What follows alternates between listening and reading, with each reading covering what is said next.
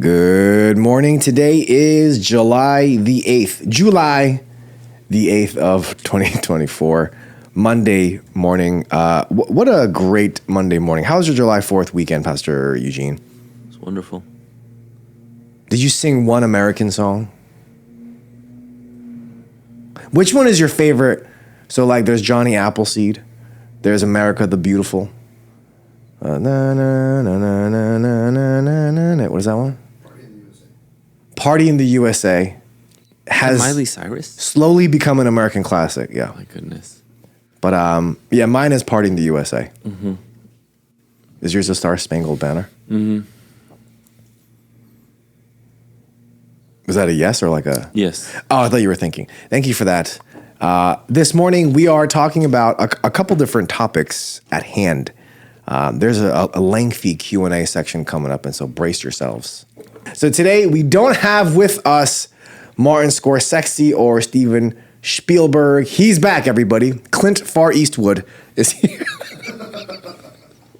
Thank you, Brian, for being here. We're really excited to have Brian back with us, and this is his first episode back, and so we're gonna kick it off nice. Hit it, Brian.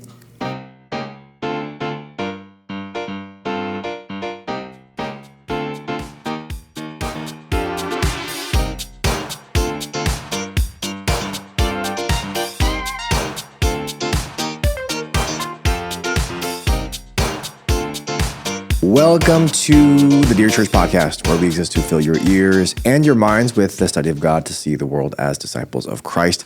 My name is Sam Yang. We have with us Pastor Eugene, Chunsuk, and Clint Far Eastwood. Something that I've noticed lately, I breathe very heavily into this thing. Did you notice that? No. Summertime tends to be a time that leads to laziness, I think, at least spiritually.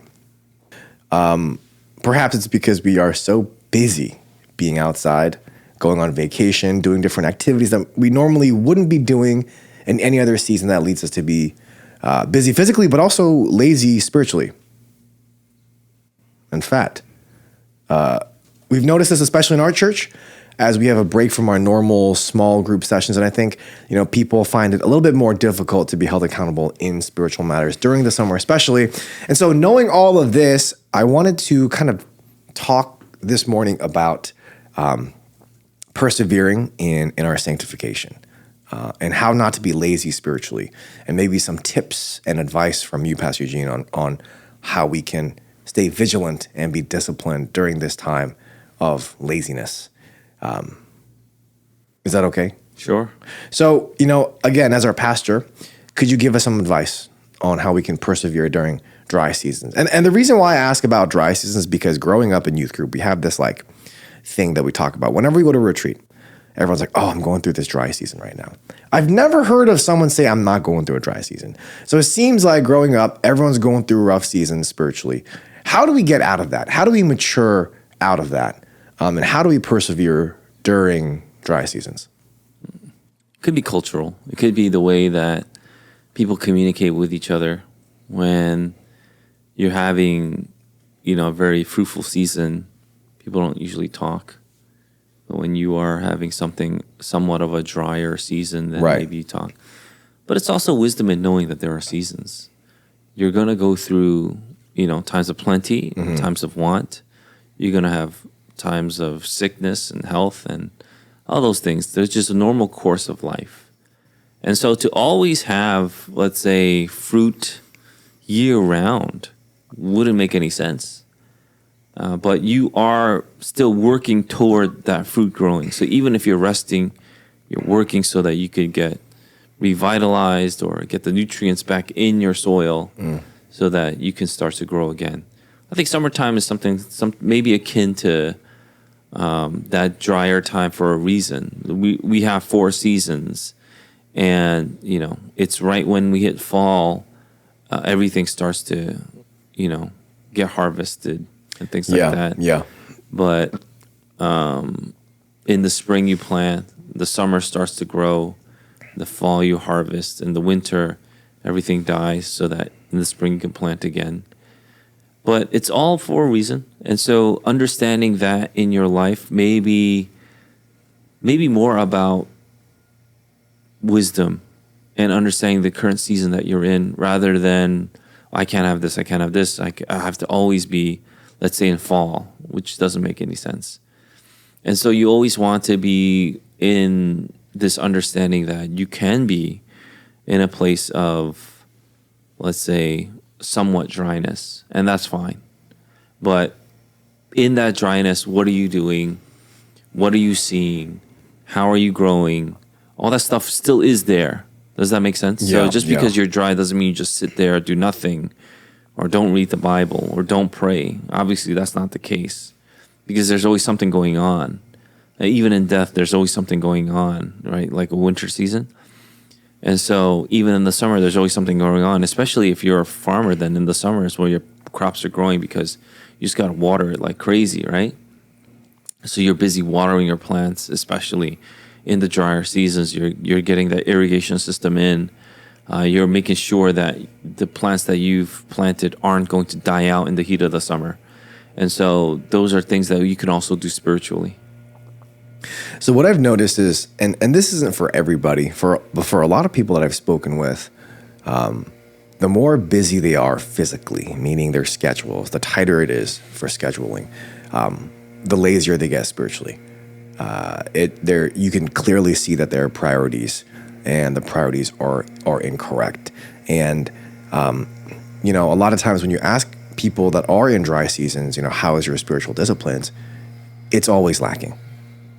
Perhaps there may be a number of few that, they are being spiritually disciplined and they are being faithful in the different things that they have to do. And yet they're going through a dry spell. I think that is possible. But for the general majority of people that I've spoken with who are going through dry seasons, they're not disciplined spiritually. And they think that, once I become disciplined spiritually, then it'll be a time of plenty, a time of harvest, spiritually speaking.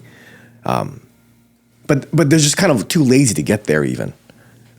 They know if I do this, so it's like, for example, like if I know that if I do ab workouts, I will be ripped out of my mind, shredded. I know that, but I won't do it though. Ab workouts? Well, maybe not ab workouts, but just like workouts in general with abs. Sure. So I know that, that I have to do this to get this result that I want, but I'm too lazy to do it. I'll never do it. And it seems like something, a goal that is unachievable. It seems like no one else is really doing it around me. How do we get out of this funk? How do we get out of this, this laziness that we have, especially spiritually? Because a lot of us are busy physically, but just really lazy spiritually. Yeah, in the busyness of life, how do you stay committed, disciplined? Yeah. Well, that's interesting. I didn't really ever separate the two because your outworkings of, let's say, daily life they are your outworkings of faith. Mm-hmm. So I can see why you separate it, especially if you take it like this is a spiritual discipline, this is a physical discipline, and this is my work or my job or something to that effect. I can see why you could separate it. So maybe there are some good in that separation. But I hope that you can also see the merits of, let's say, putting it all together. So whatever you're doing is an outworking of your faith, your belief system, mm-hmm. the worldview that you have. Mm-hmm.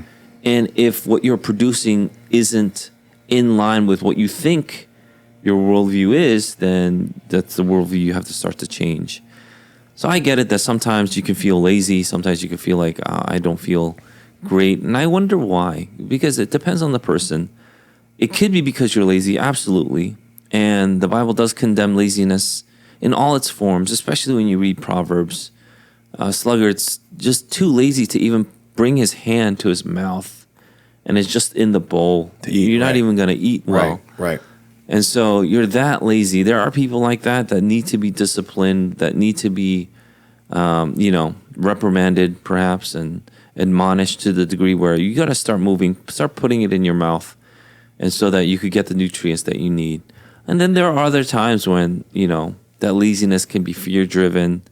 You have a fear of failing, so you just make up excuses, or you're just so lazy you don't want to move. All those are kind of in line with each other. I like to see it as one, but I guess I could see why you want to separate it. I would say some of the things that have helped me out is, and if you're correlating it with physical discipline, and just discipline in general, we have people that we look up to. Yes. So who are the people that you look up to? What are their daily routines? If you're working out, then you look up to people that, have the body shape that you desire, or lift the weight that you desire, or get to this athletic feat that you're desiring, right? So you look up to people like that. When CrossFit was big, like 10 years ago, there was that guy, Rich Froning. It's still big, I think. It was huge 10 years ago. Rich Froning made it huge. I don't know about now. No, the CrossFit Games are pretty big, but not to me. it's pretty big right now. People are going to be offended. It's okay. I don't know, World's Strongest Man was huge too a few years ago. Yep. I don't know who the World's Strongest Man is now. I don't know who, Mitchell Hooper. The CrossFit champion is now. But it used to be big to the effect where it was just, like Jordan. Everybody knew who Jordan was. If you say who's the best player in the Celtics right now, because they won the championship, Yes. I'd say many people wouldn't know. I would say every player. Better than the Knicks, that's for sure. But every player probably. Are you more of the Rich Froning or the Matt Frazier as the GOAT of CrossFit? Matt Frazier came after Rich Froning, so there is an original. It's kind of like the Jordan LeBron argument, I think. Matt Frazier just dominated though. He's a beast. But anyway, going back, it's like, who do you look up to? Who do you look up to, and what kind of regimen do they have? Yeah, is there anything that you could copy? If you really are looking like that, to the effect where you want your spiritual disciplines, and that's something that you really want, then you will look up to people, and they would inspire you.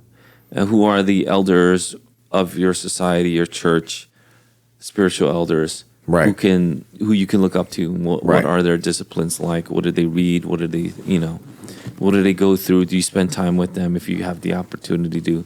And if you were really into CrossFit, you would spend time with, who's the champion now? I don't know. It's some rando. Okay. So whoever that person is, you would spend time with them if you had the opportunity. Who wouldn't, right? That would be a huge priority in your life. If you're a bodybuilder, you look up to Chris Bumstead. He's the main guy now. He's a big guy right now. Yeah. And so, what's the other guy, Sam Sulek? He's more like a YouTuber, kind of. He's a young guy, right? He's a very young guy. Bumstead is older, yes? A bit. He's probably low 30s. Yeah. And so, those are people that are out there that you could look up to. You could follow their regimens. You could listen to. Obviously, they have a following because people want to achieve what they have. So that's one way. I think the other thing, it really is that challenge. Are you saying that you really want to be spiritually strong? Are you really saying that you want godly wisdom, not just any kind of wisdom? And do you output that? Meaning, do you show that in your daily living? Because you could say that you want to be big, but if you never go to the gym, do you really want to be big? No. People would say no, because the people that are even big in the gym, if you go, oh man, you're so huge, but the truly big people I have found in the gym would always go, no, I'm not. That's why I always say that. They really think that they have not achieved any kind of peak performance yet. Yeah. And that they really want to be up there. So me too. What drives them, a lot of them, is the understanding that they're small. I don't think I'm small. But I don't think I'm there yet. I haven't arrived, but. No, but this is what I hear from a lot of people who give their interviews and things like that. Yeah. They really feel like they need to be much, much bigger. This is not big enough. Right. There was a guy, a preacher's son, C.T. Fletcher, like 10, 20 years ago, was really big. Yeah. And I was like, when people asked him, what's your goal? Why do you want to be that big? And he just said, I want to be that guy who walks down the street and the concrete breaks. Obviously, that's ridiculous. He's a ridiculous guy because I think he considered himself to be like Superman. Right? He thought he was a Superman. Yeah. And so, he wanted the room to shake and he wanted to hold a presence. And those things drove him. Yeah. Obviously, that is, what we would consider to be on the more vain side of things. Vanity. And so, I don't want to walk down the street so that concrete breaks, but why do you want to be healthy? Why do you want to be strong? Why do you want to be able to lead and protect your family well, physically and spiritually? And so if you consider these things and then you recognize them as incredibly important, you would do these things, right? Especially if you're a parent, your mother or father. Don't you want to be spiritually strong so you could lead your kid or kids in this manner?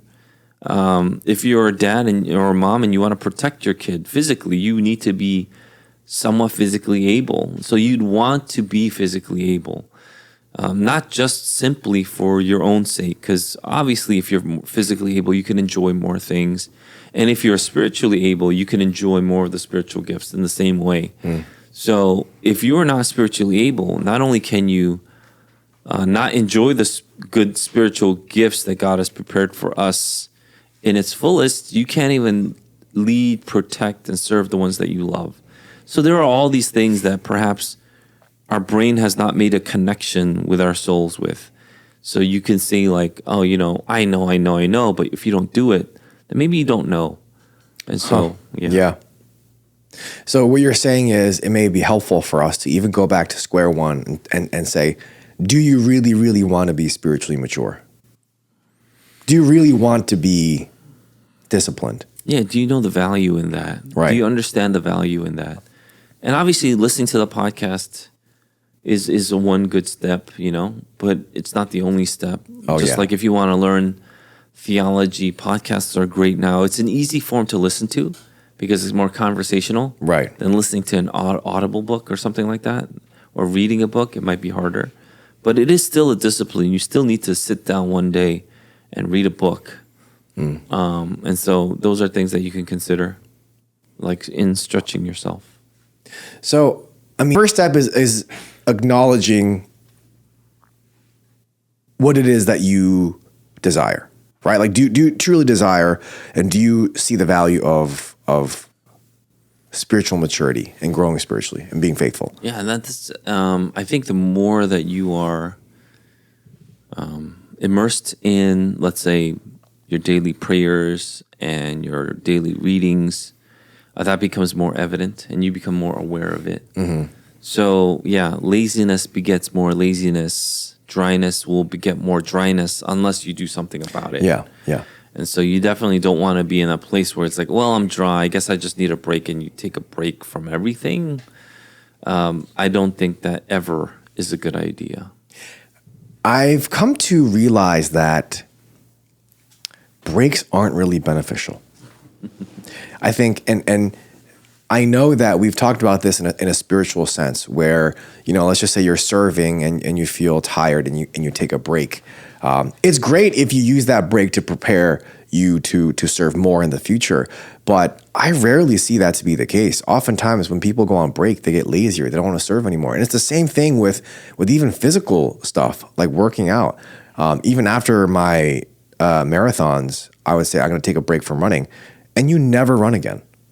And you might think, oh, I'm really big into fitness, and so I'm going to take a 1 week off or 1 month off. People really don't come back the same, nor does it actually help. And so I'm wondering, in terms of breaks, just because you mentioned it, how as a Christian do we utilize breaks? Is there ever a reason to break or to rest from spiritual matters? And how do we do so well so that we continue to grow and not just kind of stall and just fall? I think for each person, it could be slightly different. I can just give you my perspective on it. When I take a vacation, let's say, I think the better way to do it is not to wait till you absolutely need it, but it's just something that you schedule in. Yeah. And so let's say you're the preacher, you're the main preacher of a church, and then you decide to take a break for a few weeks because, if you're a preacher and you're listening to this, then you also understand that taking a week off isn't really a break at all. Yeah. But it's 2 or more weeks that you need to take a break for it to actually be a break. But that would be prepared, that would be, scheduled in. And it would be in the hopes of understanding I need to rest so that I can get back, to, outputting the maximum potential I have, that kind of thing. It's any kind of discipline, even physical discipline. If you want to rest, you have to rest well, but you're resting with the purposes of going back to working out. Right. So the rest is purposeful. It's a part of your discipline. So even vacations would be a part of your discipline. It's unfortunate that people don't think like that. I think that's what you're probably struggling with. If you're thinking breaks or vacations are not a part of your discipline, it's like something outside, and then all of a sudden you have to kickstart your discipline back up again when you get back. That's why it's so difficult. People don't know. Right. So you never take a break from discipline because you have a goal. And the goal is that you are a soldier. The goal is that you're a runner. The goal is that you're a farmer. And that's the goal, the goals that we see that Paul would write to Timothy, that those are the goals that we have. And if that's the goal, then everything outside is civilian affair. You don't get involved with civilian affairs if you're a soldier, right? Your mind is always set. You're focused. And that makes you a really good soldier if you do that. When you actually let go of that, you're like, oh, today, I'm not a soldier. It's like, what are you talking about? You're always a soldier if you're conscripted to go to the army or something to that effect. You're always a soldier, And so even if you're taking a break, you're still a soldier. The reason why people don't think like that is maybe because maybe they're a newbie. Maybe they're, a very low rank in the military. But an officer would probably or should know better. Things like that, because, those are things that you have to always keep in mind. Just because, let's say you're in civilian attire doesn't mean you're a civilian. Yeah. You're in civilian attire. Right. Right. As long as you're in the army, you're a soldier. Right. And so when people go on vacations, I think people always come back saying, I need a vacation from my vacation, because they didn't actually think that it was the break that they needed. And they have this idea that a vacation is something where you just do nothing. I'm not sure. Maybe that's what they're thinking. But I don't think, that's not how I think. So I said, I'll give you my take on it. That's not how I think. If you're taking a vacation, it's still part of who you are. It's still part of your discipline. You're resting to come back to something. And so even in my vacation, I would be thinking about, let's say, the sermon or the church or what I need to do. Even if you're on vacation, your spiritual disciplines can't become lax, right? And so those are things that I would probably keep in my mind, so that a break isn't, let's say, what are you taking a break from? Being a Christian? I don't understand. Yeah. What does a break mean, right? Yeah. And so if you're taking a break from a specific work, then it's so that you can get back to the work, right? So I guess my question would maybe not be so much as taking a break from being a Christian, but maybe even serving. Because I know that for our officers, we have sabbatical. And I know a lot of times, people that may not even be officers just want to take a break from serving because they're just so tired from it. How do we do that well? Many times, people don't do it well. Yeah, I mean, there's definitely this this idea that we probably know when people take breaks, they just don't come back.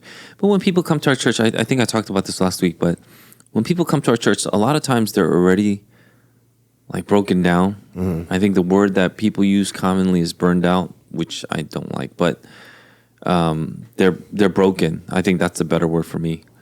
So they if you're like a car, you come to the church and you're just broken. The transmission is shot. You can't even put it in drive anymore, and you can't do anything. And they don't know it. Right. But instead of fixing the car, they're just like, I just need to put it in the garage for a few months. I don't think so. I think you need to fix it. And so when they don't do that, and they don't deal or address the issues, then the car stays broken, and they don't know why. They just thought that if I could let it cool down a bit, it would work again. I don't think so. And so some of the things that you would definitely want is, if you don't know the issue, but you know that something is broken, you take it to a mechanic and you get, you get someone to look at it and to give you an evaluation. You get a diagnosis of the problem, right? And so people that come to our church, I don't think they know that they're broken. I think they think they're just burned down or burnt out, and they just need a quick break, and then they'll come back to it. And when they don't, then they can't compute, so they have to figure something else out. You can blame someone else, or you can blame the church, you can blame something. So the blame goes outward. It's because this other people didn't do this for me. So you never get to diagnose the problem that's inward, which is a very dangerous place to be in my personal opinion. So if you go to a church and then you haven't been serving for a very long time, and then all of a sudden you start to get this bitterness in, then you need to wake up, because that murmuring, that bitterness is always directed outward. And when it's directed outward, from books like Precious Jewel, right? That you're actually directing that murmuring against God, not to people. It's like, oh, no, I have nothing against God. I just hate the church. And people always think like that. But that's not true, right? When you direct your bitterness against the people of God, who is at their side? It's God. And so be very careful about blaming the church about something, especially when you start to harbor and, that bitterness starts to grow. And so if you're broken, address that issue, get the diagnosis, and deal with the brokenness, deal with the things that's not working. And to think that rest is going to solve this is, I think, foolhardy, because it could be that you need a quick break. If the engine is heating up, you could take a quick break. Maybe you just don't have a good engine. I don't know. It's an old engine. Who knows? I don't know. So if you're like old, you need more breaks than others. I get that. I'm not denying that. That's a possibility. But the people in our church are mostly in their 20s and 30s, maybe 40s. I doubt it. I doubt you've been serving so long that you just need a year break, and that's gonna do you good.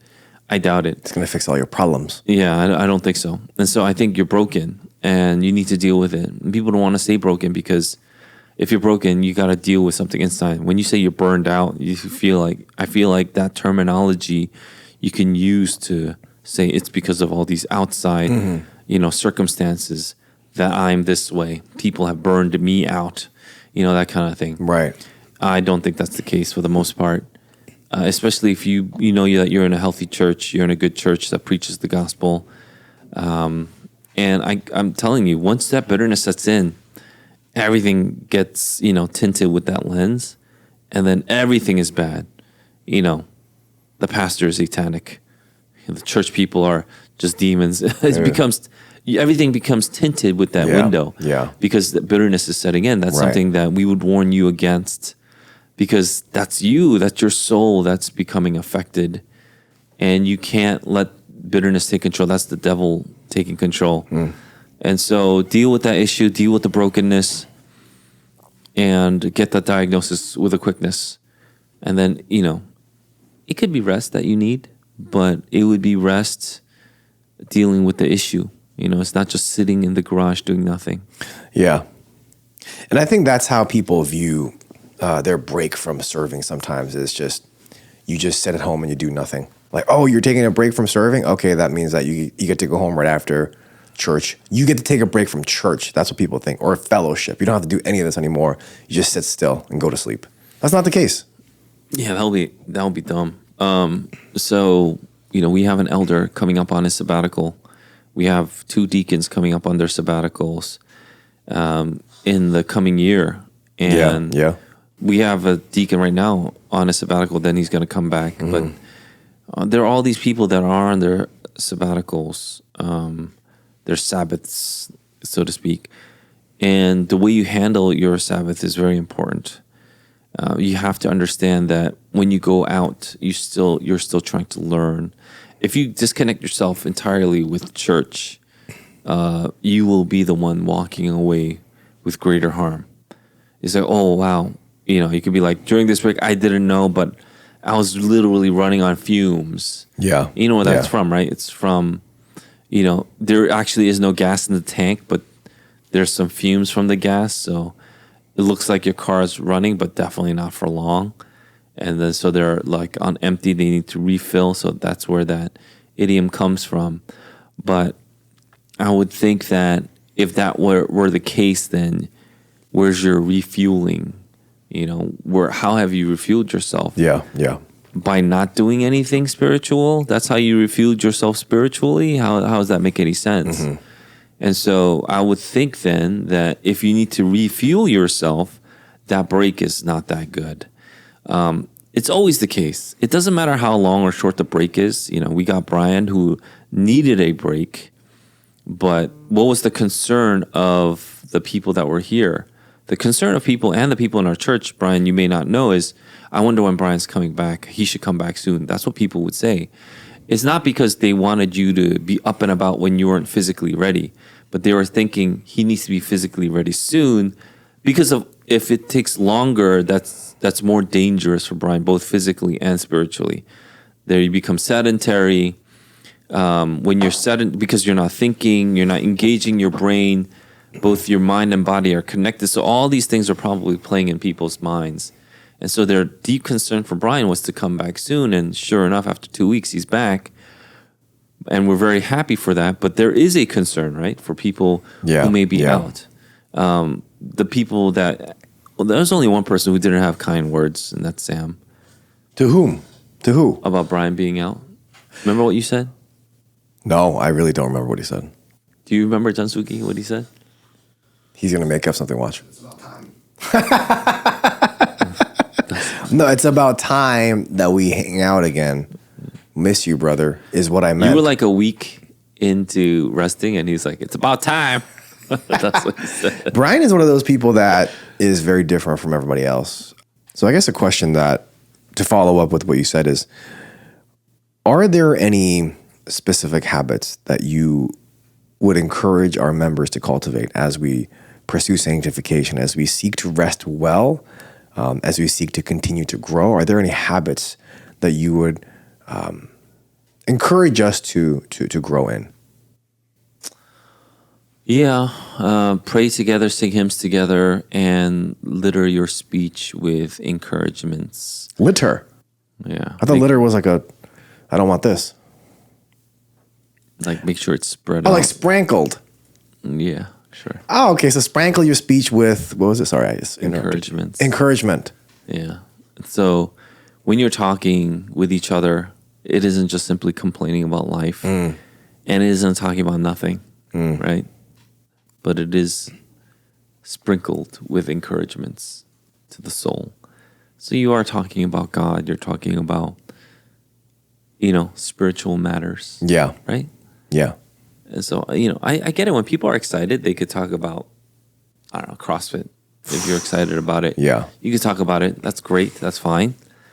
But it can't be like 100% of your conversations, right? Or golf or whatever it is. Mm-hmm. It needs to be sprinkled with encouragement to the faith. And I think that's what we do. We do that. We pray together. We sing hymns together. And we make sure that we encourage each other or stir each other up to love and good works. So those are things that I would look forward to doing or having our church members do for each other. There's some basic stuff then. You got to hang out with people that are Christian, that are strong in their faith. You can't just simply hang out with peers then. You got to hang out with elders. And you can't simply just only hang out with elders. You got to hang out with people that you can speak life into as well. So younger people. There's always some kind of imbalance that you might be prone toward, meaning, I don't know, some people just only want to hang out with older people because they feel like younger people offer them nothing. And some people only hang out with young babies because they can't have a normal conversation with older people because either they're intimidated or they just don't have, the know-how to do so. Like, the church is great because you have all those levels. You have peers, you have elders, and you have young ones that you can speak life to. So you want that kind of fuller picture and not just one singular thing, which is, one great reason to have a good, solid education system in the church, because in the church, you can actually see kids do all of that. Yeah, I actually was wondering, is it weird to have like a prayer meeting or a worship service amongst friends? Is that a weird thing? I guess it's weird if you make it weird. Yeah, that's true. Thank you. Yeah. No, I'm wondering that because I think a lot of times people think that that is the only way that you have really holy, friendships. You worship together separately. You pray together separately. And so I was just kind of curious because as you were talking about having fellowship, sprinkling our conversation with encouragement, I was just wondering if that's a weird thought to worship like house worship. It's a wonderful thing. Let's say, you want to get together to do some kind of devotion in your house. That's great. I hope more people do that. And we definitely do have something similar when we have larger group, and then we also have small groups. Also depends on your character. It depends on who you are. It depends on if it's forced or if it's natural. Something that you're used to, it kind of shows. Something weird happened to me when I was in college. An interesting thing when I was in college. So in college, we used to have, I don't know, I'm sure people have drinking parties too. But there was this drinking party because of someone's birthday. I think it was someone's birthday. And we all went around with those like birthday drinking party stuff. But no one says drinking party. It's just party, I think. No. This is specifically around... Like drinking. No, but it's not like music or anything like that. It's just... It's a Korean thing. I don't know what else to say. What do you... I'll explain it. So we call it a drinking party because it's not like you're going to party. Okay. So it's not like you're in a house party where there's music and there's drinks. Right. But you organize something. And so I organized something because it was my turn. And this was, I think, freshman or sophomore year. I don't know. Definitely, maybe junior. Yeah. I forget when. But, and then, so I had everybody sit in a circle. We had drinks in front of us. And then we will go around and share something or something to that effect. I forget exactly all the details. And I remember all my friends go, I know we're supposed to have this drinking thing, but it feels like church. And so even when I was in college, the things that came out were like, oh, you know what I would really like if people said something nice about the birthday boy or something like that. Yeah. Or, roast him. I don't know, whatever it was. Yeah. Like, oh, this just feels like church. And so that's what it was. And when I don't think I did that on purpose, obviously. I would say certain things and, some people would be like, man, it just feels like it could literally be for 30 seconds. I would say something. And some of my friends would say, thanks for the sermon. And so those are things that, I even grew up like getting a response to. And it wasn't like I was a good guy. I was somebody that, was living a worldly life in college and that I repented of, especially in my junior year. I remember repenting for all the things that I did, for abandoning all the precepts that God gave me, that I grew up with, that I benefited from. And so that was a big sorrowful moment for me in my life. But I still remember the stuff that you grow up with, you still grow up with. And that affects who you are, the character of who you are. If you want to change it now, that's great. If you didn't have any family services growing up and you want to change that culture, that's great. And then that's something that you should understand. But if you grew up with it, then I would say just do it. It's part of who you are. It's part of your culture. It's part of your personality, I should say. And you should bring that into wherever you are. You should have prayers. You should... have deeper fellowship than what the world does. You should have scripture that's read. A brother of mine, a brother in this church actually, he was telling me how he went to I believe it was a Dutch Reformed family, and they were having dinner, And as soon as people were done with dinner, he just whips out this huge Bible and just reads because that was part of their devotion. Yeah. And he was so impressed by that because that's just what they are. So once the last person is done, finished, everybody's still seated, the big Bible comes down on that table, and then they read from the Bible. They have a devotion. Whoever's on that table just participates. It's not like, oh, are you okay with this happening? It's it's just there. Are you okay with this? Yeah. Because I can imagine people in our church being like, oh, we usually have devotion right after dinner. Yeah. Do you mind joining us? Yeah. It was none of that. It was just like, bam, Bible, boom, open to this. And then they just read it. Yeah. And a brief teaching, and that was it, you know. And so he was so impressed by that because that was who they were. And, you know, some people are like, oh, I don't want to be imposing, and blah, blah, blah, blah.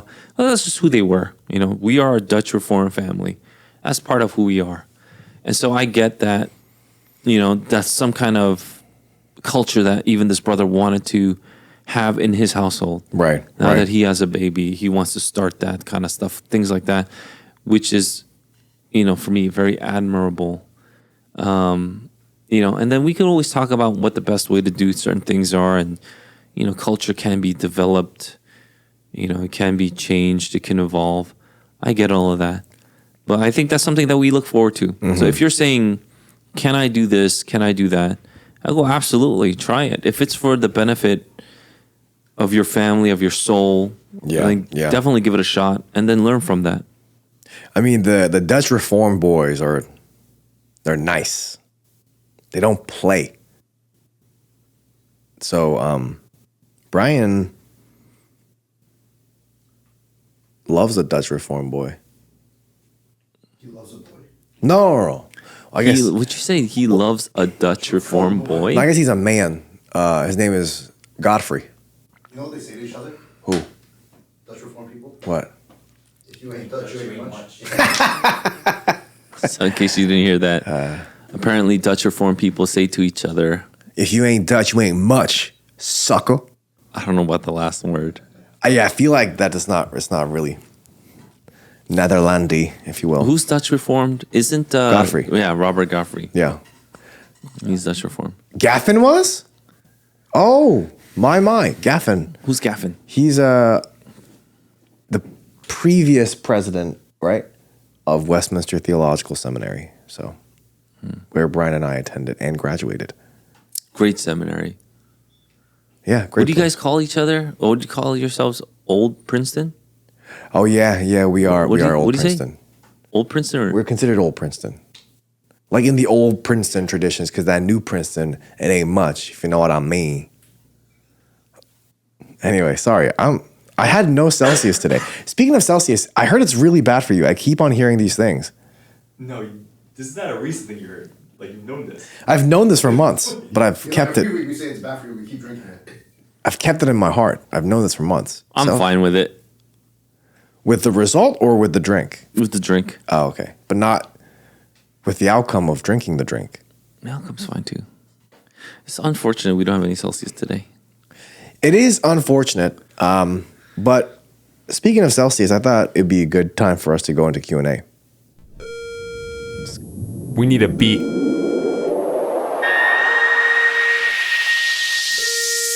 What you got in the bag? What you got in the bag? What you got in the bag?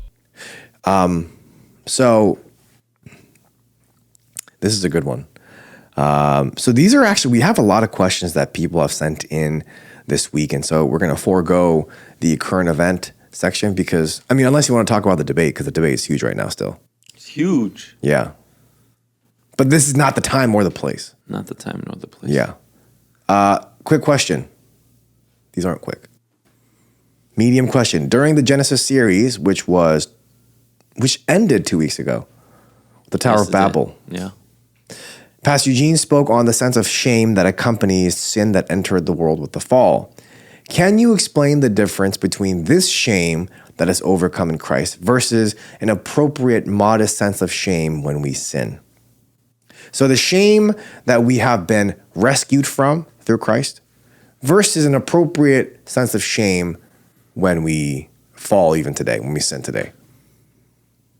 I guess a simple, quick answer would be what does that shame produce? Does it produce you? Does it produce let's say, a despising of God, a running away from God, like Adam and Eve? Because when they covered themselves, they didn't want to be near God because they knew that God wouldn't be happy, maybe. But all these other things, and in the end, they blamed each other and they blamed God. The woman that you gave me made me eat the fruit. So you blame God. So there's that sense of shame. But there's also a sense of shame, understanding that, this is something that displeases God. So you would run toward God. Yeah. Now that you are in Christ. So that shame would not, let's say, supersede your understanding that you can now run to Christ. So always running to Christ, always coming before Him, even though you may not be, absolutely perfect right now, but looking forward to that perfection, understanding that you have been covered with Christ's perfection. All those things would probably drive you to Christ rather than push you away from Christ. Gotcha. That was nice. Next question. How should we as lay members know what our pastors are currently going through? Sure, we can pray for general topics like the pastor's family protection and their fidelity to the truth, but how can lay members know the specific burdens pastors are facing without them sharing with the congregation for prayer? For example, would the responses from pastors be different if a deacon or someone closer to the pastor asks about their current persecutions or burdens versus a college graduate who is less close to the pastor? The point of the question is, how open should a pastor be with a congregation? Well, I think that's a good nuance to have. Obviously, the pastor shouldn't be completely telling everything, like the little details of his life to everybody. You don't do that for anybody, so I don't know why the pastor should do that. At the same time, if he doesn't have anybody that he shares with, that's also dangerous. Yeah. So there should be a level of, accountability that you have with one another. Right. But yeah, in regards to the praying for the pastor is absolutely a wonderful question. And that if you're praying for the pastor, know that he has his day in and day out. And that's something that will always, he'll always be thankful for prayers in. The sermon prep, teaching times, ministry times, the prayer for the congregation. You could pray for him as he prays for you. Oh. I think that's a very important part because a pastor's job is to pray for the congregation. So a pastor would want to know about everybody in his church, in his flock. So the pastor's concern is for everybody. There shouldn't be like a person that a pastor misses if you're part of his congregation, which should be, I think, an indictment, let's say, on someone with a megachurch like a megachurch propensity. Yeah. I don't think megachurches are, in the model that we have right now, is very beneficial. You need an elder over your life. So I get it that some models have elders over each person's life. And so that's good. So if you have that, I have no qualms with you. Yeah. But if you're just talking about the pastor, at least in our church, we have like 200 people. A pastor will want to know, how to pray for those 200 people. And so praying for the pastor as he prays for the congregation is pretty important. But the day in and the day out, that stuff is very important. And praying for him to succeed in that, I'm sure he'll be so grateful for that. Because it's no small thing. Yeah. Yeah, I think those are probably the biggest things on his mind. And obviously that, he keep to, 1 Timothy chapter 3, Titus, 1 Peter, all the places where you see the qualifications of elders. So he doesn't fall short in any of them, but he excels beyond even just basic qualifications so that he could be a good minister, a good pastor, a good under shepherd that will, one day stand before the Lord and be held accountable for his pastoring. But if someone wanted to pray for you, like specifically through things that you maybe wanting people prayer always for. ask that. People are like, Yeah. how can I pray for you? It's like, you know, you could just pray for me. I would appreciate that. Yeah. I was like, is there anything specific? It's like the day in, day out, I would say is the specific thing. Because honestly, that's what I'm going through. Like for me, Yeah. to know what I need to preach about and to make sure that it is a right exegesis. Right. Those things I would love prayer for. So those things are the things that I am thinking about. I don't know what else you could pray for the pastor for. What else would he want? Are there things that you're like scared about? So for me, it's grizzly bears. There was this video, I thought it was fake, that Joe Rogan had on his podcast of this enormous grizzly bear. And I thought it was fake, but it's real. This thing is, it's a monster. But anyway, I live in an area of New Jersey that's highly, just the population of bears is very high. So anyway. Yeah, I guess we know how to pray for you. He's that guy who says there's a lion out in the streets. I can't go out. No. So this is the next question. The bear was a joke. Not really. I am scared of them, but I don't want prayer for that one. I've often heard that pastors are usually the loneliest people. I can understand this sentiment to some degree, perhaps only for a particular season or temporarily, but we hear that pastors may say this because full-time ministry and guiding their congregation don't look the same as the service of faithful church members. There are pastors who may not have time to hang out with their peers or friends because they prioritize studying the Word of God, spending time with family, and involvement in various ministries. There are things pastors may only share with a few other pastors, if at all, and as a result, they may feel lonely and inadequate about who they can reach out to or about receiving enough support from their peers or other pastors. How should members think about this or prevent pastors from feeling lonely if they do? I would assume spending more intentional time with pastors and genuinely appreciating their servant heart towards all church members could help. If not these, what else could members do to address this issue? If you're attending a church and you want to, take care of the pastor, I think that's a good heart. I would say every little thing matters to a pastor. So let's say you're a pastor in a church in Hackensack. Ooh. And, you have a member congregation of 50 to 100. What can I do for my pastor? Could I just buy him like a meal or something? Oh, yeah. Those things really will go a long way. Yeah. I'm trying to think of my pastor friends too. That's why. I'm sure it'll go a long way. Small things here and there definitely go a long way.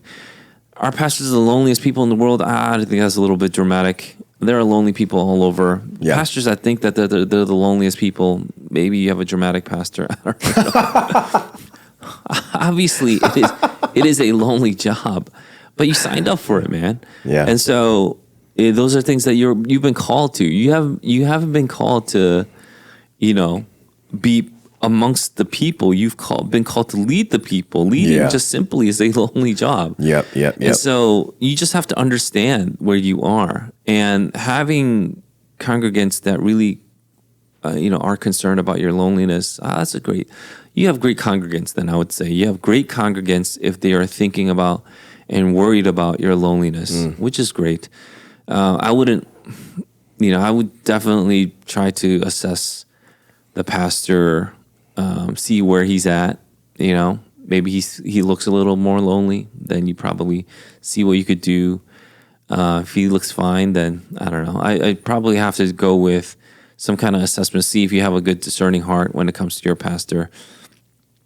One of the things that I think you could definitely do is understand, which is what this questioner really got into.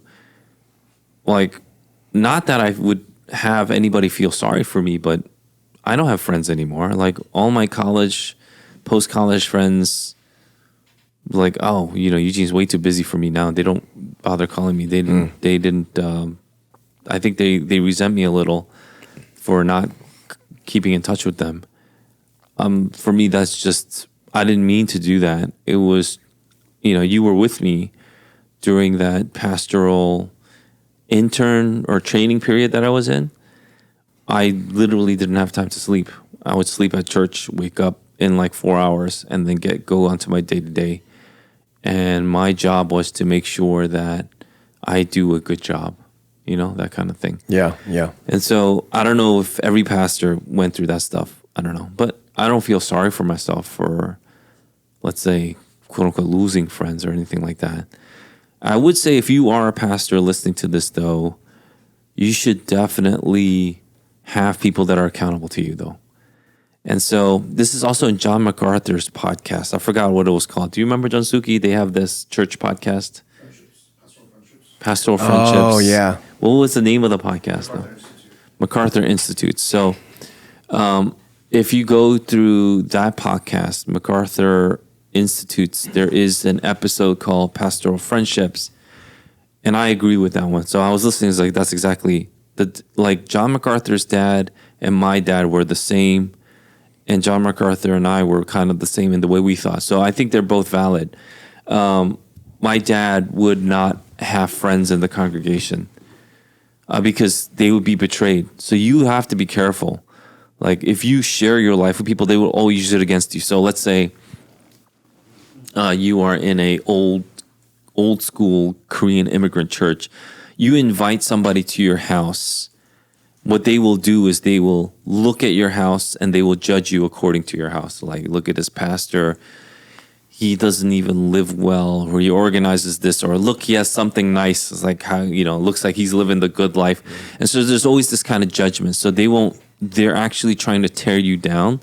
So they don't want anybody in the house. So actually, as I was growing up, I didn't have anybody ever come over to my house. Rarely did people ever come inside my house when my dad was a pastor. It's not because he didn't love them. It's because he wanted to protect himself as well as the congregation. So he had his own way of thinking. I was growing up looking at that, and I knew that my dad must have been a very lonely man. So I said, I don't think that's sustainable in the long run to have a healthy pastoral, career. So I want to make sure that I have a good relationship with not only the members of the church, but especially the elders. So I wanted a close relationship with the elders. And if they're going to judge me, that's my lot in life. Mm-hmm. Does that make sense? Yeah. But yeah. I didn't think I could have a good ministry without being close with the elders. So I had a more romantic view in that sense. I thought of King Arthur and the Round Table. I thought King Arthur and the Round Table was a biblical concept, meaning even though Arthur was king, he and his knights all had one vote. They had a section carved out for them in the table, the Round Table. So everybody had one voice, one vote. They were all equals in that table when they came to leading the country. Right. And so, you sit in the session meetings. That's how I basically want to run things too. So all the elders are equal. I don't have two votes. I have one vote. And even though we're non-denominational, I think that's how Presbyterians function because it's also a biblical function. And so that's what we want to do. So that I heard this podcast that John MacArthur was giving an interview for, and I was like, I resonate with that. I want to be friends with my elders, and I want my elders to know me inside and out. So they know me, so that means they could trust me.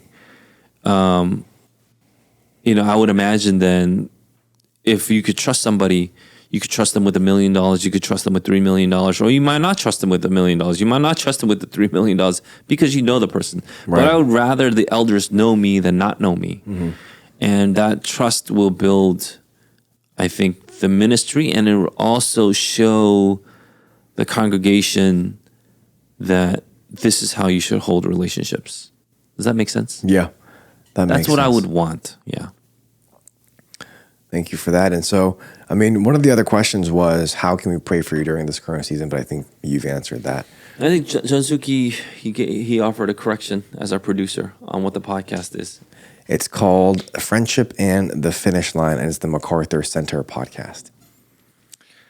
If you're looking to listen to it. Yeah, if you're an elder or a senior pastor, right. I would definitely look into that podcast. Or someone who's interested.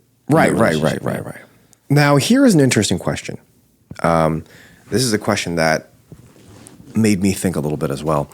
The question is, you talked about the ends, the means. No, sorry.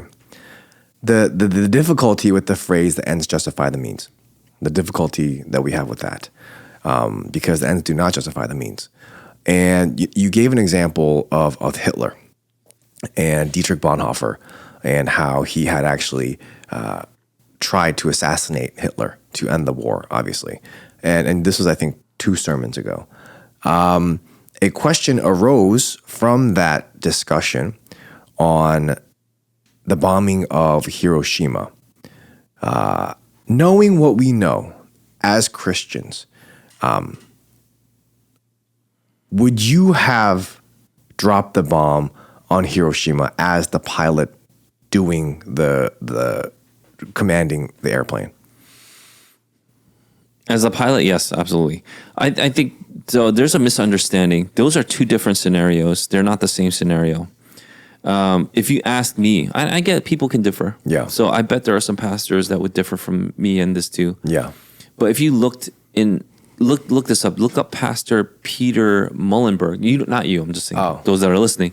Look up Pastor Peter Mullenberg, and there's a painting of Pastor Peter Mullenberg of him taking off his black preaching robes or his teaching robes to reveal the garb, his fighting uniform after. So right after he would preach, he would take off and go fight in the Revolutionary War.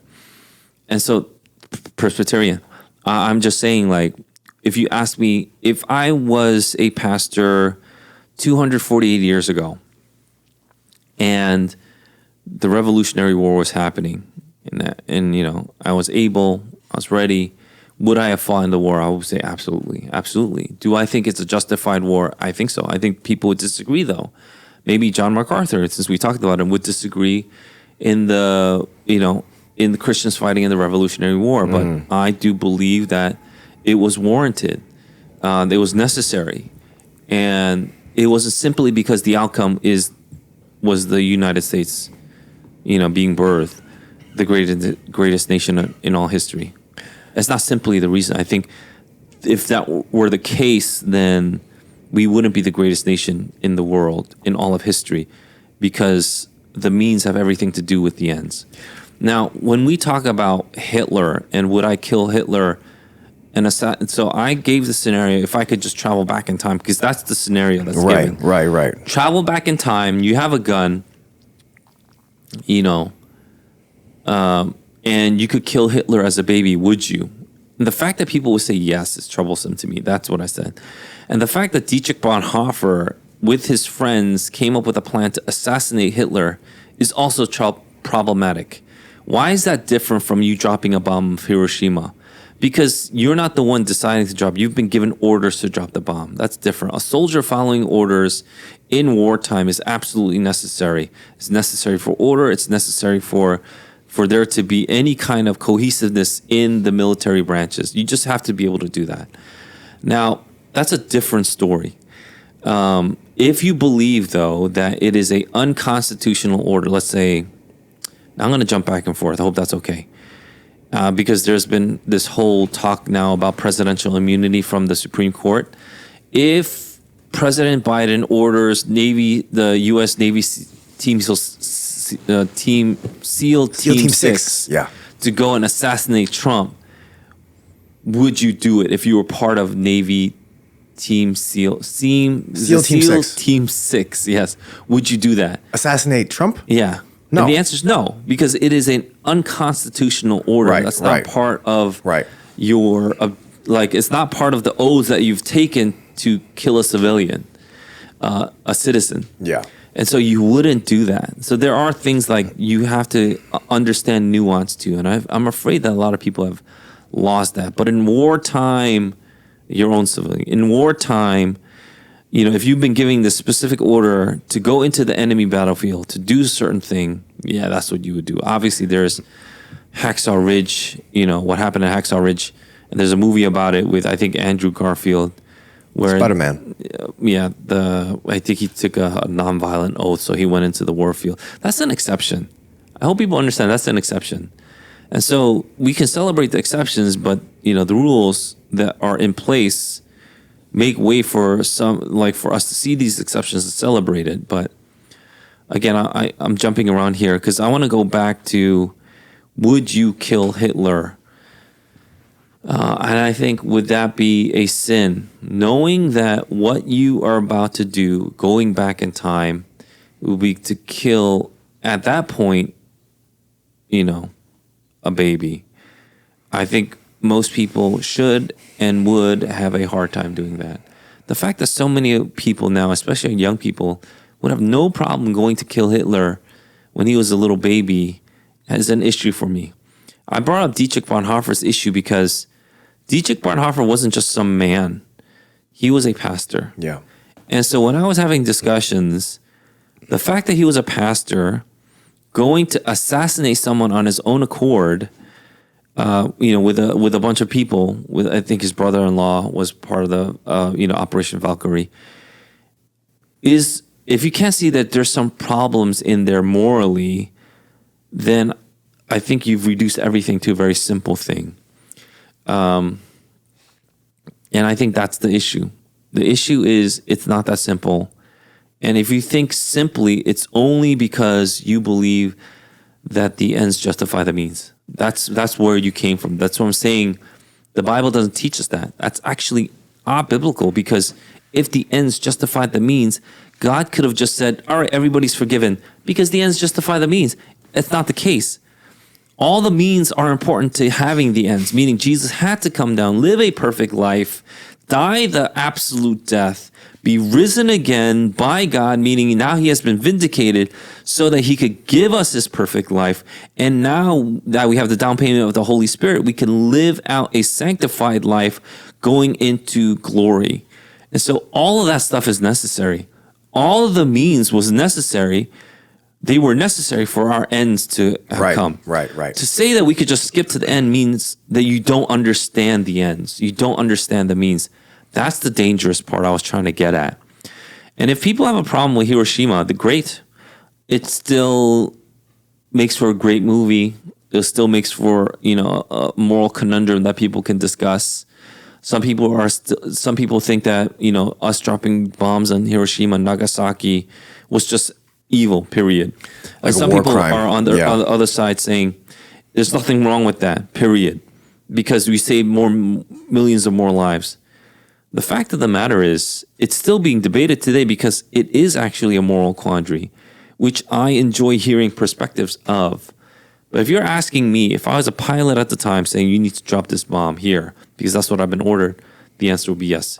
If you put me in a battlefield and you're saying you need to go kill those people there, that's what I would need to do as a soldier. That's what I would need to do.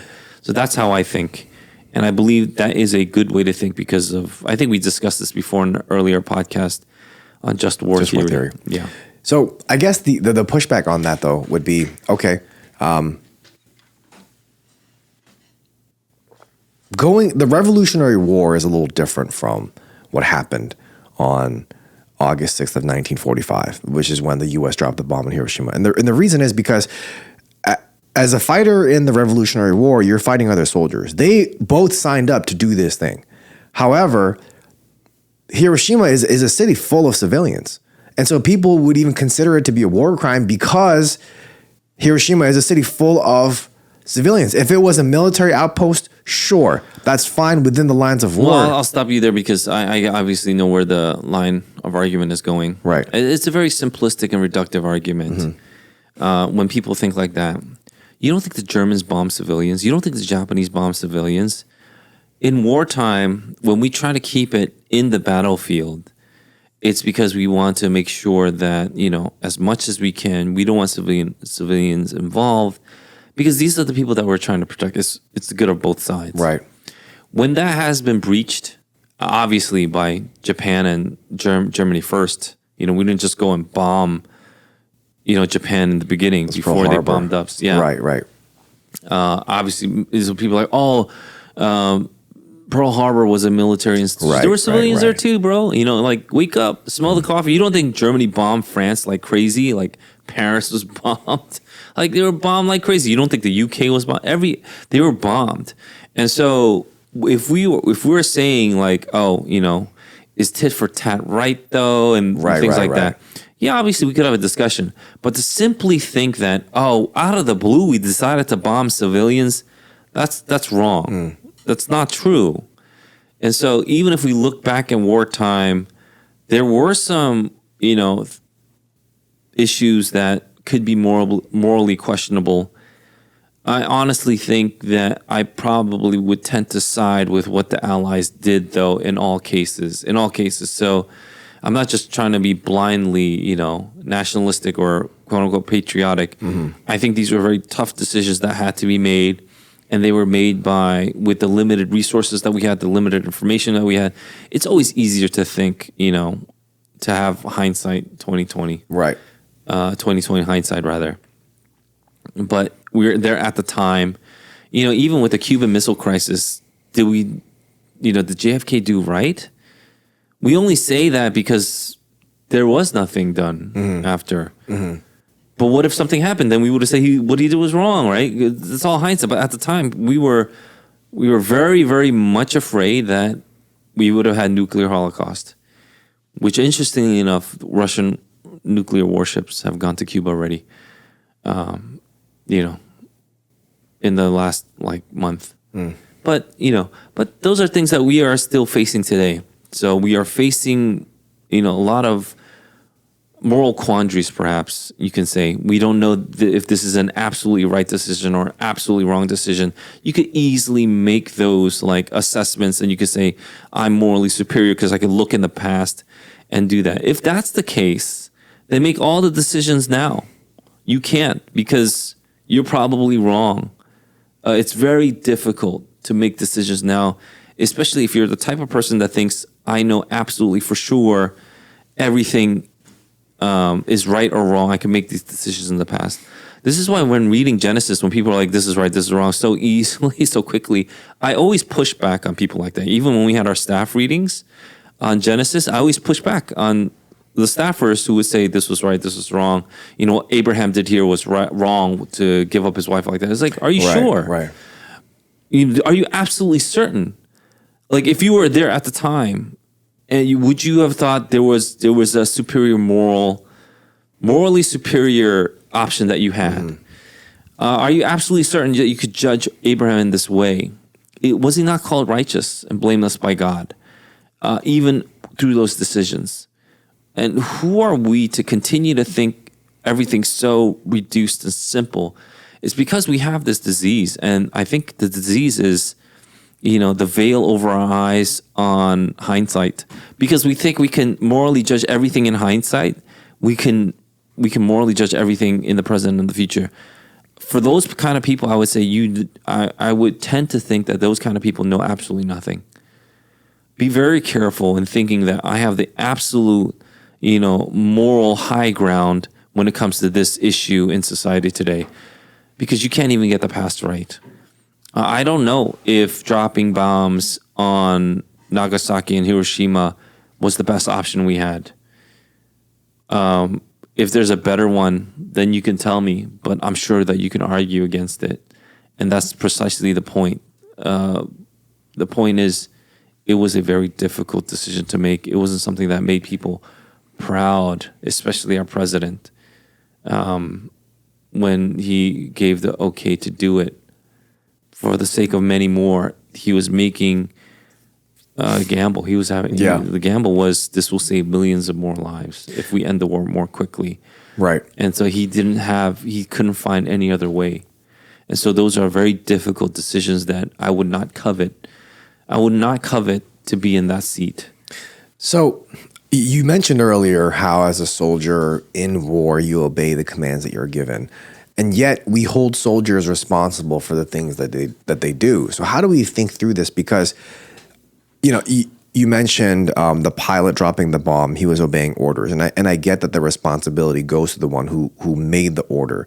I mean, but we could say the same thing about Nazi soldiers and how they treated people back in during World War II in the concentration camps. Because we blame the Nazi soldiers for doing the evil that they did, but they were following orders as well. And so where do we draw the line then? There's this interesting story, a really famous story about what happened during Christmas Eve when the British were fighting the Germans.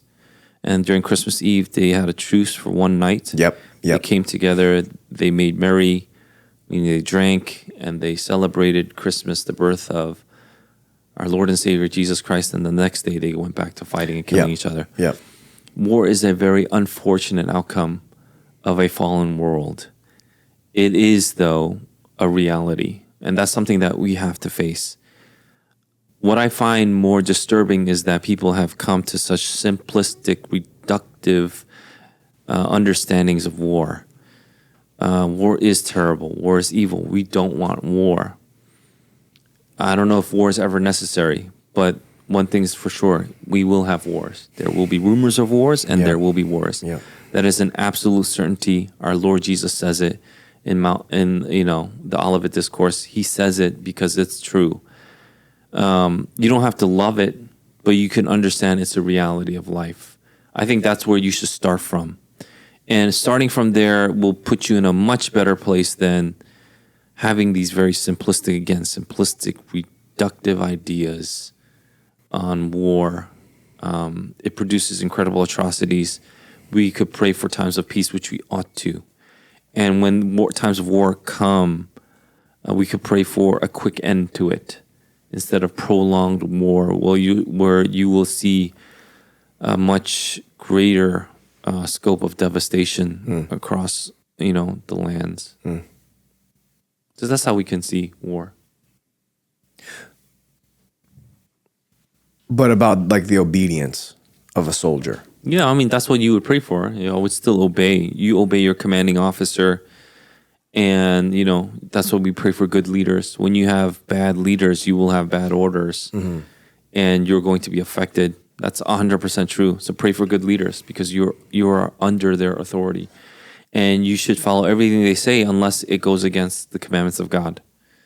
And so that's where you draw the line. That's why when Peter was told not to preach, he's like, well, I would obey you. Right. But you have to obey God. Right. Justin Martyr made the apology, not apology meaning I'm sorry, but he made the defense that Christians are the best citizens because they will go out of their way to obey the government, pay their taxes, keep the peace, except for when it comes to the things of God, meaning worship, evangelism. Those are the things that we will hold to, no matter what the government says. Gotcha. Thank you for that, Pastor Eugene. And on a lighter note, maybe not lighter, but heresy or not is next. And it's not lighter, but it is a lighter note. What's wrong with you people?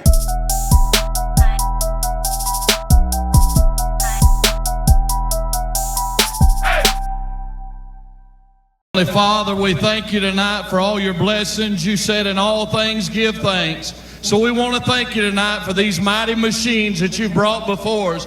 Thank you for the Dodges and the Toyotas. Thank you for the Fords. And most of all, we thank you for Roush and Yates partnering to give us the power that we see before us tonight. Thank you for GM Performance Technology and the R07 engines. Thank you for Sunoco Racing Fuel and Goodyear tires that bring performance and power to the track. Lord, I want to thank you for my smoking hot wife tonight, Lisa. My two children, Eli and Emma, or as we like to call them, the little E's. Lord, I pray you bless the drivers and use them tonight. May they put on a performance worthy of this great track. In Jesus' name, boogity, boogity, boogity, amen. There was a prayer that was prayed during a NASCAR race. And we'll share the video here. Do you want me to play the video for you? Have you seen the video? I think I heard it, yeah. And in the video, we see this person praying about all sorts of different things. And granted, he is giving thanks, right, for Ford, for all these car manufacturers, for race fuel, as he says. Mm-hmm. And then he prays for his attractive wife, which I always find to be very interesting when people do that. And it made me think, because it almost became a joke at the end. Are there wrong ways of praying? How do we know that we are not praying correctly? How do we know that we are praying correctly? And it seems like Jesus gives us a recipe for prayer in the Lord's Prayer. But is this the only model that we have, and do we have to follow this model? The model is there to guide us and to teach us, right? The Lord's Prayer, meaning, is the Lord teaching us to pray. I think following the model is a great benefit and a great resource for us as Christians. The Lord didn't leave us alone when it came to prayer. Right. And he knew what an integral part prayer would have in our lives. In fact, Jesus is noted to go off alone to prayer many times in the course of his ministry. To pray for thanking God for your hot wife, I think that's what he said. He said hot smoking, I think, Hot smoking wife. or something. I would probably think is inappropriate for the venue. Yeah. The fact that they asked him to pray was great, though. Yeah, Pray is great. And with the platform he had, he decided to kind of make it somewhat jokey. But yeah, probably not the wisest thing to do. So it brings into question, really, for me as well, like the whole the Bible Belt, right? The South, and we know that the South is predominantly Christian, or culturally so. And I remember a friend of ours, myself and Brian, who grew up in Texas, who actually pastors still in Texas. He told me that the Bible Belt is dangerous. And the reason why it's dangerous is because people think that they're safe because they're culturally Christian. And so people will pray prayers like this. If you've seen the movie Talladega Nights, it was literally almost the same thing as when he prays. Not Ricky Bobby, the other guy. What's the other man's name? Ricky Bobby's follower. Was it Ricky Bobby that prayed that way? Yeah. So Ricky Bobby prays this way, and it was a joke, but it's real. This really happened. And so the Bible Belt is dangerous in that people don't know doctrine, don't know the truth, but they think they're Christian because they're culturally Christian. And so I think this prayer is an example of that. So, well, I wouldn't say for sure that this person wasn't a Christian. I would just say it shows the immaturity of... right. The prayer shows the immaturity of the person praying. And so, to keep decorum, to keep it relevant, contextual is very important. I'm not in tune with NASCAR culture. Maybe everybody thinks that they have a smoking hot wife. I don't know. Maybe that's what he's referencing. I don't know. I don't know. I honestly, I try not to judge too quickly without knowing the person or the event, because I'm not a NASCAR. Jeff Gordon, Earl Dale Hart Jr., I don't know. Monica Patricks, Vin Diesel, Yeah, I know Vin Diesel. I don't think he drove Lightning McQueen. NASCAR, but Yo.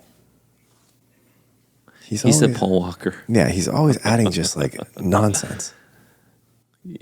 Yeah, so I would just say, I would reserve maybe the harsher judgment. I would just think that's unwise, especially if it's going to be broadcast beyond NASCAR. Just to keep it civil. Yeah. I don't know if it's ever appropriate to say smoking hot wife, because why would you highlight the it's physical weird. attributes of your wife in public? To know that you have a smoking hot wife is one thing, but to continue to say that in public may not be the wisest thing. I've never really appreciated, because that was a youth pastor thing when we were growing up here.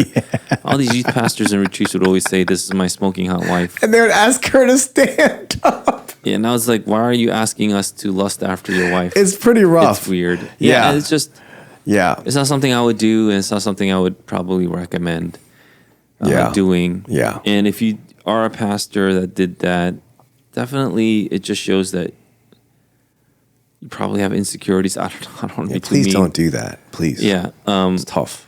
Yeah, I can't help but to think, is there any other reason why you would do that? Maybe just going with the flow and you didn't give it much thought. Then that's a bad thing too. Or you have these deep insecurities about your wife for whatever reason. That's also bad. Probably not highlight anything about that. I get it that people want to. So whenever we do retreats, people always show a picture of their wife and family so that they become more relatable. Right, It's not terrible. right, Like, you know, you show a right. picture of Adeline when you go to a retreat. I do actually. Yeah, I know. Yeah. I know. I heard. Oh, okay. Yeah. From I whom? don't. I don't. See, I don't. I don't judge people that do, though. Wait, who did you hear that from? You probably. I think so. Yeah. Oh, it's so that you become more relatable. People are like, oh, Right. God, now I know a little bit about this person. I can Right. open myself up to him. Right. I get it. It's a thing that people can do. And so I would just probably be more careful. So I guess my question is though, like, is this error? Because, you know, we've heard people pray to Daddy God.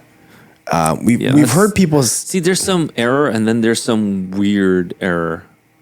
right. And so my question is, because I think a lot of times people think that prayer is kind of whatever goes, because this is your private conversation or this is how you address God. And so how you address him as your father is on you. And so people say Daddy God, people say yay God at the end instead of saying amen. And so I just wanted to bring up this example to kind of show like, or to ask what is appropriate, what isn't appropriate. How, like, can we say this is appropriate, but Daddy God isn't? Like, where do we draw the line? I would say continue to hold to two things. God is a personal God and God is a God that deserves reverence. So Yeah. he is personal. He is close to you.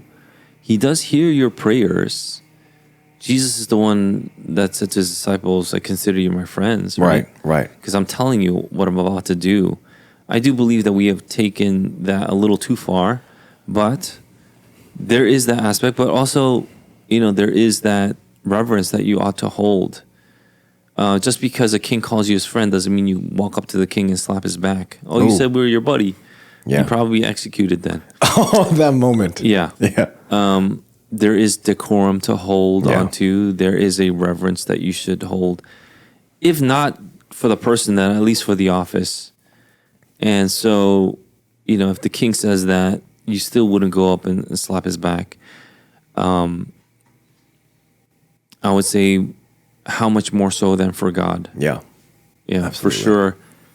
Having decorum in your prayers is because you want to hold God reverently. Right. You don't want to just, you know, talk to him like a buddy. I Right. don't think that is the way. And that's not how we're ever taught. Even when Jesus taught us to call God Abba, it was so that we would become, he would show the closeness of his relationship with the Father. And, you know, that's how close we can understand ourselves to be through Christ. But I still think it's weird to call him Daddy. Right. I think that's kind of dumb, actually. But, you know, if you do call him that in public, I think something's wrong with you. But we won't get into that. Something's wrong with you. Why are you doing this? Yeah. I think that's the first question. Why are you doing this? Yeah. Jesus called him Abba to give us a teaching moment. Notice how none of the disciples and Paul ever said that. Ever. It's a teaching moment to show you the closeness that you have with God. He is like a father to us, meaning a little baby calling his dad, Dad. Right. And, you know, that's the closeness that you see in that as a teaching experience. So Right. I hope that people see that. And yeah, if I missed it, you can point it out to me. Oh, here it is. Here it is where Titus calls, you know, God Daddy.